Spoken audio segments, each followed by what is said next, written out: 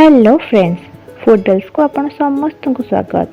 मु आज आपण मानक पे नेके आछि पनीर बटर मसलार रेसिपी। बहुत टेस्टी लागिबो, फटाफट हे जिवो। चलो तो स्टार्ट करबा मो स्टाइल रे पनीर बटर मसला।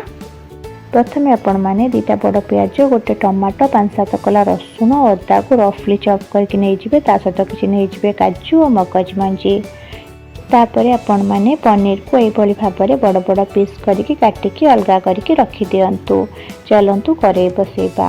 करेई भल भाबे ताती गला परे सेतिरे पकेई दियंतु 2 ରୁ 3 चामच रिफाइन तेल। रिफाइन तेल को भल भाबे गरम होबा को दियंतु। गरम होला परे सेतिरे पकेई दियंतु रफली काटिथिबा पियाज। पियाज को एठी छोट छोट करी काटिबा दरकार नै, कारण ए सब आमे भाजिला परे आको आमे मिक्सर रे बाटिबा। सेतिपई आपण रफली चॉप करिवे। एतरे आपनको टाइम भी सेव होबो, आपनको डिश भी जल्दी हे जिवो। पियाज एही परि भाबरे नाली होई आसले सेतरे आपण पकेई दियंतु काटिकी रखिथिबा टमाटो, अदा और रसुण को। तापरे ए सब को आपण भल भाबे मिक्स करि देबे। मने रखिबे एही समय रे भी गैस रो फ्लेम को हाई रे रखिथिबे। तापरे ए सब भल भाबे मिक्स करिवा परे एतरे ऐड करंतु किछि उषुम पानी।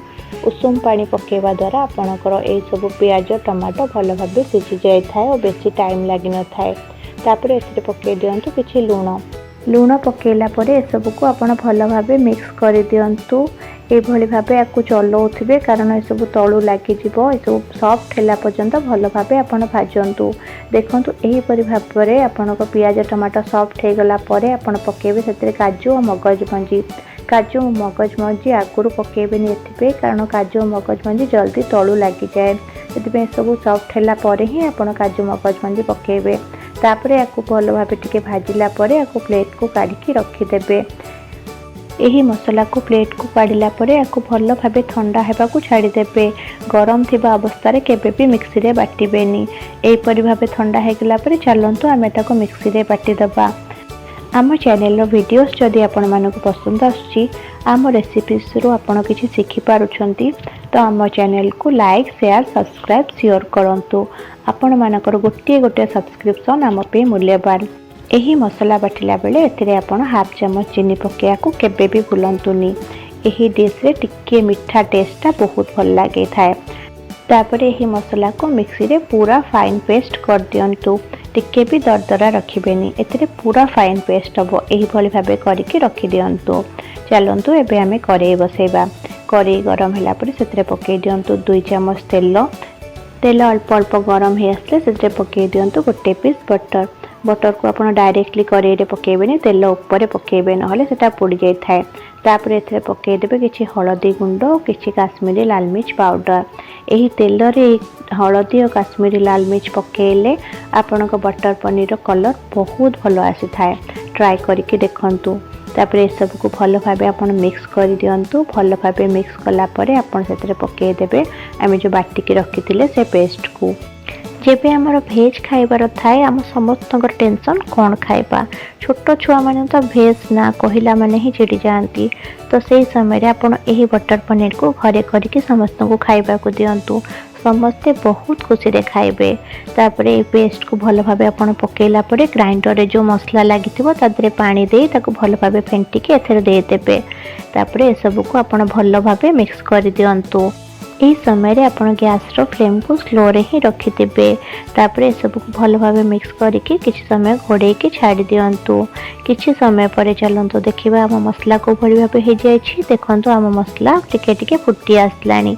तापरे सब भल भाबे मिक्स करबा परे आपण चलंतु एते किछि मसला गुंड पके देबा। एथरे आपण पके देबे हाफ चम्मच चिकन पाउडर। आज्ञा हाँ, चिकन पाउडर पकेले टेस्टी बहुत भल लगी थाए।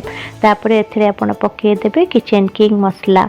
मसला रे आपण भाबुथिबे ना ये बहुत ट्विस्ट आणुछि। ए सब मसला आपण पके के देखंतु, आपण को डिश बहुत टेस्टी लागिबो। तापरे मसला को आपण ए बैटर सहित भल भाबे मिक्स कर दियंतु। एही मसला को मिक्स कला बेले आपण को जेबे भी फील हबो तळे टिके टिके लागुची, से समय रे आपण टिके टिके उषुम पानी दउथबे। तापरे मिक्स करथबे। तापरे उषुम पानी देला परे सब को भल भाबे मिक्स कर दियंतु। गैस रो फ्लेम को लो रे ही रखिथिबे। ए समय रे जल्दी लागि जाय आ लागि गले तरकारी पूरा बिगड़ी जिवो। तापरे घोड़े के किछि समय छाड़ दियंतु। किछि समय पर आपण माने देखिबे आम मसला भल भाबे फुटी आसलानी और गोटे क्रीमी टेक्सचर भी आसीगलानी। याकू भल भाबे मिक्स करुथिबे। तापर एथिरे पके दियंतु आवश्यकता अनुसार लूण। लूण आमे आगुरु भी पकेइछे तो आपण देखिके पकांतु। तापर आपण एथिरे पके देबे किछि क्रश करिकि कसूरी मेथी। कसूरी मेथी को केबे भी भूलिबेनी। कसूरी मेथी रो टेस्ट एथिरे बहुत भल आसीताए। तापर ए सब को आपण भल भाबे मिक्स कर दियंतु। लगातार भावे मसला को आपण माने चलाउथिबे। मसलाटी बहुत सहजरे तळे लागि जाय थाए। तापर सब को गोळेकी किछि समय घोड़ेकी बसई दियंतु। किछि समय परे आपण माने देखिबे आम मसला प्राय प्राय हे आसलानी। देखंतु तेल भी टिके बाहरी आसुची। जेहेतु एटा कैमेरा रे शूट करा होची तेलटा आपण मानकु देसीबनी। जेबे भी आपण रोसई करबे आपण जानि परबे टिके टिके सेतो तेल बाहर थो। आउ गोटे जिंस एटा करेई रु जेबे भल भाबे छाडी जिवो आपण माने जानिबे एटा हे गलानी। एबे एथिरे आपण जेतिकी पानी दरकार दे दियंतु। पानी एथिरे बेसी पकेइबेनी। बहुत अल्प पानी देबे जेंति कि आपनको डिशटी बहुत भल टेस्ट लागिवो। एबे आपण गैस रो फ्लेम को हाई कर दियंतु। गैस रो फ्लेम हाई करबा द्वारा ए ग्रेवीटी भल भाबे फुटी जिवो और गोटे थिक ग्रेवी हे जिवो। तापरे किछि समय घोड़ेकी बसई दियंतु। किछि समय परे आपण माने देखिबे आपनको ग्रेवी बहुत भल भाबे फुटी जाइथिबो। एबे आपण गैस रो फ्लेम को स्लो कर दियंतु। एबे भी लगी जबार चांस अच्छी। एबे आपण एथिरे पके दियंतु पनीर पीस गुलिक। पनीर पीस को केबे भी आपण फ्राई करिवेनी। बटर पनीर आपण जदि कंचा पनीर टाको पकेबे ता बहुत सॉफ्ट है कि बहुत टेस्टी लागिवो। तापरे ए सब को आपण भल भाबे मिक्स कर दियंतु। तापरे किछि समय घोड़ेकी छाडी दियंतु। किछि समय पर चलंतु चेक करि नबा आम डिश को भली भाबे हे गलानी। देखंतु आम पनीर बटर मसला बहुत भल भाबे फुटी गलानी। एबे आपण गैस रो फ्लेम को सिम कर दियंतु।